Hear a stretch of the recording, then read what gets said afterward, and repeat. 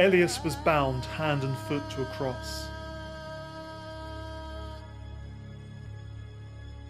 He was one of the Christians living in Raqqa, Syria, when it was seized by the extremist group known as Daesh or ISIS.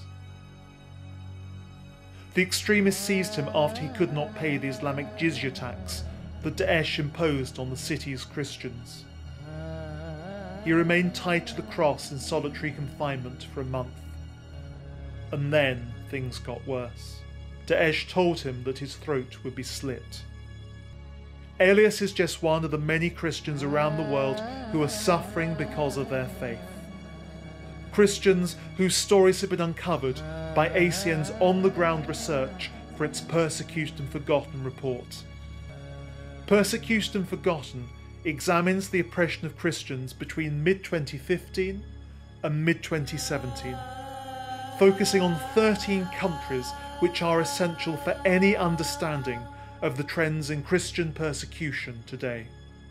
ACN's research revealed evidence of the most serious persecution against Christians in terms of violations of fundamental human rights, including violence, rape, unlawful detention, unfair trial, and prevention of religious assembly.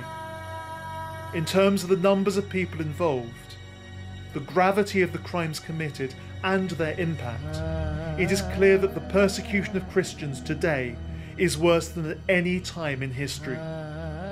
Not only are Christians more persecuted than any other faith group, but ever-increasing numbers are experiencing the very worst forms of persecution. In Syria and Iraq, we have seen an exodus of Christians from the region. The exodus is associated not only with conflict, but with the action of extremist groups. In Iraq, Daesh's plan to erase all evidence of the Christian presence was made plain. They desecrated or removed crosses and other symbols on church buildings. They defaced icons.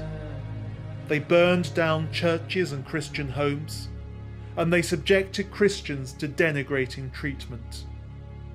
One Christian woman described how the extremists took her and her baby to an internment camp where she was repeatedly raped. And Daesh's campaign spread to Egypt, where a church which had already suffered ongoing persecution has now faced mass killings on repeated occasions. Such problems have also been seen in parts of Africa. For example, in Nigeria, where Boko Haram's war on Christians has seen 1.8 million people displaced, more than 200 churches and chapels damaged, and its murderous campaign has left 1,500 children as orphans. But the Middle East and Africa are not alone in suffering persecution, nor is the problem confined to radical Islamism. In India, the rise to power of the right-wing BJP has made radical groups feel that they are free to attack Christians and other non-Hindu groups.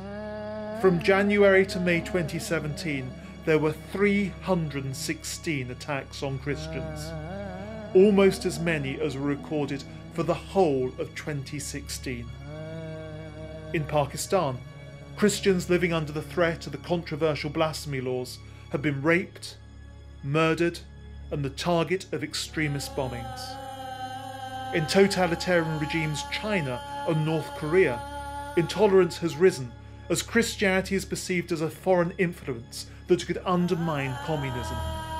The pulling down of crosses from churches in China is just the tip of the iceberg, and churches are experiencing a renewed crackdown on church leaders considered dissidents by the regime.